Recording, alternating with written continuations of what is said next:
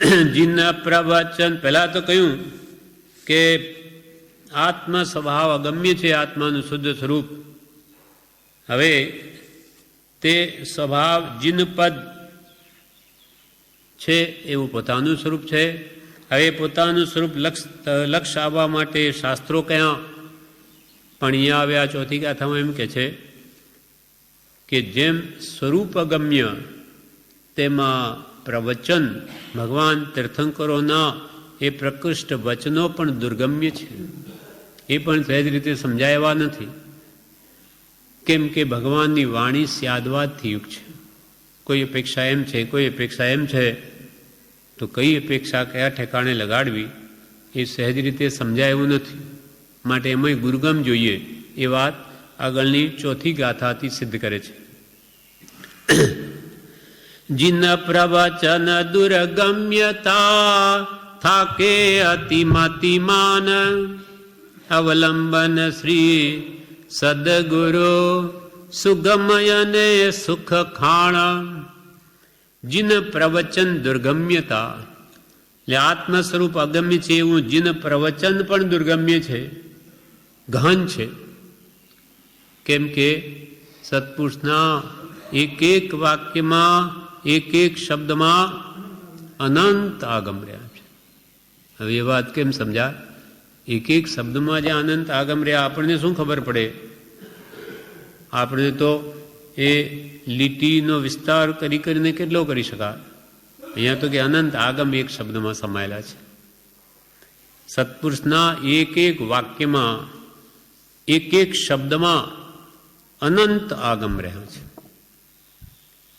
ગૌતમને ઉત્પાદ, વે, ધ્રુવીય 3 શબ્દ કયા? તેથી બધા શાસ્ત્રો રચ્યા. એ ત્રિપદી આપણે પણ સાંભળીએ છીએ. ઉત્પાદ, વે, ધ્રુવ્યમ, સત આપણે સાંભળ્યું. શું આપણે સમજાણું?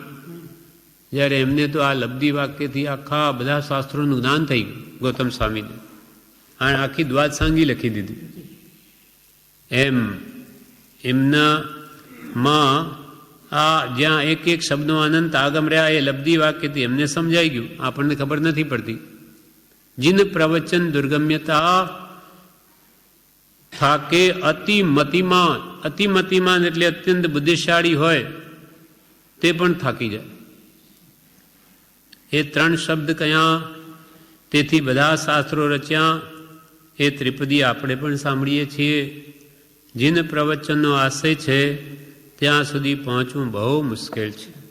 સ્યાદવાદમાં તો અનેક અર્થ થાય છે. જેવી અપેક્ષા લે તેવો અર્થાત, પણ કઈ અપેક્ષા ગ્રહણ કરવી એનો નિર્ણય ગુરુગમ વિના વિદ્વાનો પણ કરી શકતા નથી.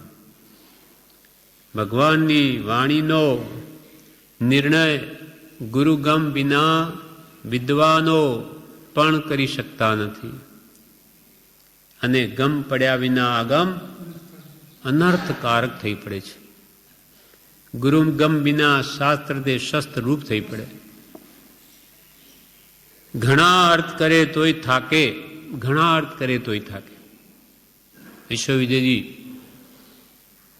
કાશી ભણીને ઘણી બુદ્ધિ કે મેળવી અથવા વિદ્વાન બન્યા, શાસ્ત્રો શીખ્યા, પણ તે એ થાક્યા કે આ કંઈ શાસ્ત્રથી હાથમાં આવે એવું નથી. એટલે પછી પોતે જ કહે, શાસ્ત્ર ઘણા મતિ થોડલી શિષ્ટ કહે તે પ્રમાણ. એ પણ એમને જ કહ્યું, શાસ્ત્ર ઘણા મતિ થોડલી શિષ્ટ કહે તે પ્રમાણ. અનેક શાસ્ત્રો બુદ્ધિ થોડી માટે શિષ્ટ એવા શ્રી ગુરુ કહે તેમ માની કરવું, એને પ્રમાણભૂત માનો. અને બળી કહ્યું સ્તવનમાં,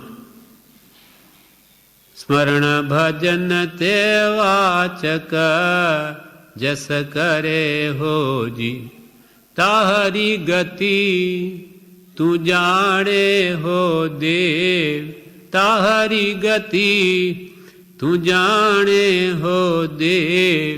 સ્મરણ ભજન તે વાચક જસ કરે હોજી. કઈ તારી ગતિ, અકળ ગતિને હું નહીં કરી શકું. હે ભગવાન, તારી ગતિ તું જ જાણે. બસ હું તો તારું સ્મરણ કરું અને તારું ભજન કરું, એ સિવાય હું કંઈ તારા તત્વોના તાગને પારને પામી શકું એમ નથી, પહોંચી શકું એમ નથી. એમ અત્યંત બુદ્ધિશાળી એવા જસ વિજયજી પણ થાકી ગયા. એમ ગુરુગમથી જ આનો મર્મ જાણી શકાય છે, બાકી એનો કોઈ તાગ ન પામી શકે. જીન પ્રવચન દુર્ગમ્યતા થાકે અતિ મતિમાન, પણ અવલંબન શ્રી સદગુરુ સુગમ અને સુખ ખાણ. પણ બુદ્ધિથી કલ્યાણ નથી, પણ શ્રી સદગુરુનું કોઈ અવલંબન લે તો સીધો અર્થ જે કરવાનો હોય તે જ એને હાથમાં આવે. અને અનંત સુખનું ધામ એવો જે આત્મા છે તે જ એને હાથમાં આવે, શ્રી ગુરુ બતાવે. અને જીનના અગમ એને સુખ ખાણ, એટલે સુખના ઘરરૂપ થઈ જાય, સુગમ થઈ જાય.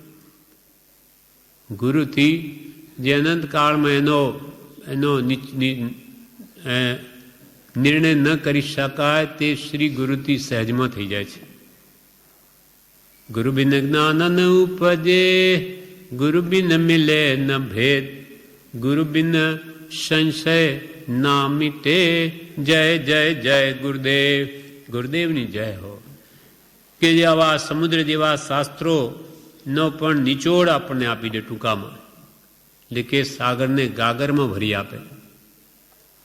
એટલે જીન પ્રવચન દુર્ગમ્યતા થાકે અતિ મતિમાન, પણ અવલંબન શ્રી સદગુરુનું અવલંબન, તેથી તે સુગમ થઈ જાય અને સુખની ખાંડરૂપ બની જાય છે. એમાં બ્રહ્મચારીજીએ દ્રષ્ટાંત આપ્યું છે વિવેચનમાં. એક રત્નાકર મુનિ હતા, રત્નાકર 25 લખી તે બહુ વિદ્વાન હતા. મોહનીય કર્મના ઉદયથી સ્ત્રીને વશ થયા. એક વાણિયાને વિચાર થયો કે મુનિ ઉચ્ચ બુદ્ધિશાળી છે, પણ કર્મને લઈને ભૂલ્યા છે. કુંડલીઓ નામનો એક શ્રાવક હતો. એને થયું કે આવા ઉચ્ચ વિદ્વાન તે પણ સ્ત્રીના વશમાં આવી ગયા, એટલે આ છે બહુ બુદ્ધિશાળી મુનિ, પણ કર્મને લઈને ભૂલ્યા. આપણાથી થાય એટલું કરી લેવું, કે એમને સુધારવાનો પ્રયત્ન કરવો, ઠેકાણે લાવવાનો. પછી તે ઘી લઈને મુનિ તેને ત્યાં આવ્યો અને કહ્યું કે હું અહીં ઘી વેચવા આવ્યો છું અને જવું છે, પણ આ એક શ્લોક છે તેનો શો અર્થ છે તે સમજાતો નથી. તે મુનિએ તેનો અર્થ કર્યો, પણ તે કુંડલિયા શ્રાવકે કહ્યું મને તો એ બેસતો નથી. બીજે દિવસે ફરી અર્થ કર્યો, પણ તેણે કહ્યું મને તો બેસતો નથી. એમ 6 મહિના સુધી અર્થ કર્યા, પણ મુનિને વિચાર આવ્યો કે એનો અર્થ શો હશે કે મેં આટલા બધા 6 મહિનાથી અર્થ કર્યા અને કેમ બેસતો નથી. આટલા અર્થ કર્યા છતાં કેમ બેસતો નથી. પછી ભાન આવ્યું કે હું પોતે સુધર્યો નથી તો બીજાને સી રીતે સુધારી શકું. હું પોતે સ્ત્રીને વશ પડ્યો છું તો હું બીજાને શું સુધારી શકું. એટલે વાણીઓ પણ તે દિવસે ઘી વેચીને આવ્યો ત્યારે મુનિને પણ એ પોતાની ભૂલ સમજાઈ ગઈ. એટલે ત્યાંથી એનો સર્વથા સર્વ ત્યાગ કરીને વિહાર કરીને જવા માંડ્યા. અને પેલો એ પણ ઘી વેચીને હવે કે મારું ઘી વેચાઈ ગયું એટલે બસ હું જાઉં છું. ત્યારે વાણિયાએ ફરી અંતિમ અર્થ કરવા કહ્યું. એટલે મુનિએ હવે ખુલાસાપૂર્વક અર્થ કર્યો. ત્યારે વાણીએ કહ્યું કે આ જ અર્થ બરાબર છે.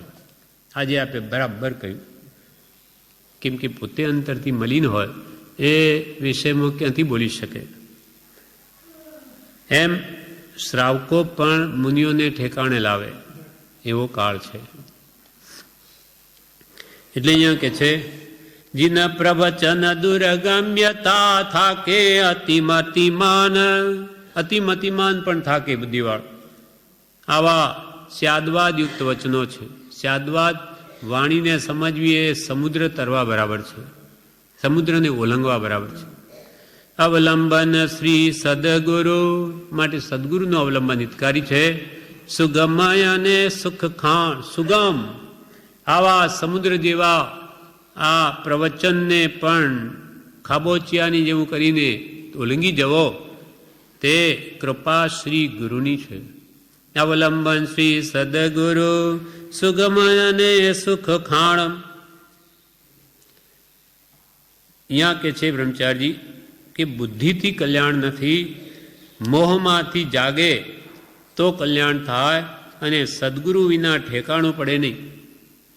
ગમે એટલો ક્ષોભસમ હોય, ખૂબ રટ કરે, મોઢે પણ થઈ જાય, ગ્રંથોના ગ્રંથો, એમ માત્ર જ્ઞાનના ક્ષોભસમથી જીવનું કલ્યાણ નથી.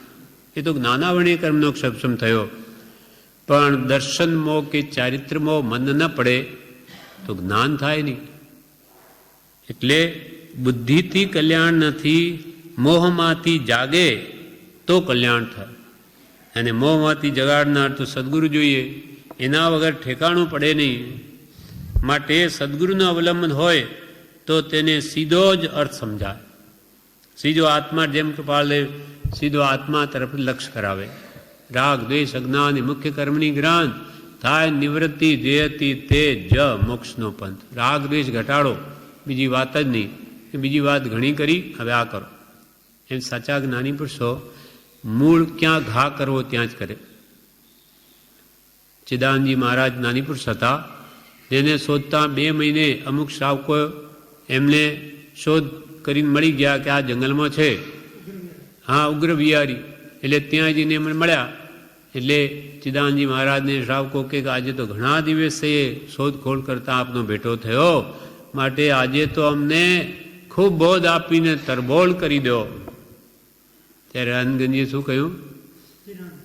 હા, ચિદાનંદજી મહારાજે કહ્યું, રાગ દ્વેષ કરો માં, રાગ દ્વેષ કરો માં, જાઓ. શું જાઓ? એ તો કે જાઓ, બસ રાગ દ્વેષ કરો માં. મહારાજ આપ કંઈ વિશેષ કહો, અમે ઘણી શોધખોળથી આપની પાસે આવ્યા છીએ. તો કે બીજી ઘણી દુકાનો છે, જાઓ. અમારું તો આજ કેવું છે, તમારે વિશેષ વિસ્તાર જોઈએ તો બીજી ઘણા બેઠા છે તમને લાંબુ પોળું કરીને સમજાવનાર. અમારે તો બધું કહીને આજ કેવું છે કે રાગ દ્વેષને છોડો. જેમ કૃપાલદેવે આપણને કહ્યું 780માં પત્રમાં, જ્યાં ત્યાંથી રાગ દ્વેષ નહીં, આ દેહે કરવા યોગ્ય કાર્ય તો એક જ છે, તે એ કે કોઈ પ્રત્યે રાગ અથવા કોઈ પ્રત્યે કિંચિત માત્ર દ્વેષ ન રહે, સર્વત્ર સમદશા વર્તે. એ જ કલ્યાણનો મુખ્ય નિશ્ચય છે. તમારે કલ્યાણ કરવું તો આ મુખ્ય નિશ્ચય કરો કે મારે રાગ દ્વેષ ઘટાડવા જ છે, યન કેન પ્રકારેણ, તો કલ્યાણ થશે. બાકી લાખ પરમાર્થની વાતો કરો, એથી કાંઈ વળે નહીં. રાગ દ્વેષ ઘટાડવા માટે આ બધું વાત કે ચર્ચા છે, એ ન ઘટે તો બધું ભોગ છે. આવું તો અનંતવાર શાસ્ત્રાભ્યાસ, વિદ્યાભ્યાસ કે જીન દીક્ષા કે આચાર્યપણું મળ્યું, પણ એ તત્વ સમજી અને એ પ્રમાણે જીવનો પરિવર્તન ન લાવે તો બધું ભોગ. રાગદ્વેષ ન ઘટાડે એટલે કૃપાલ કે રાગદ્વેષ અજ્ઞાન એ મુખ્ય કર્મની ગ્રંથ જ આ છે, અને થાય નિવૃત્તિ જેથી તે જ મોક્ષનો પંથ, મોક્ષનો માર્ગ જ આ છે. એટલે અહીંયા કે છે, હવે ગાથા 5મી.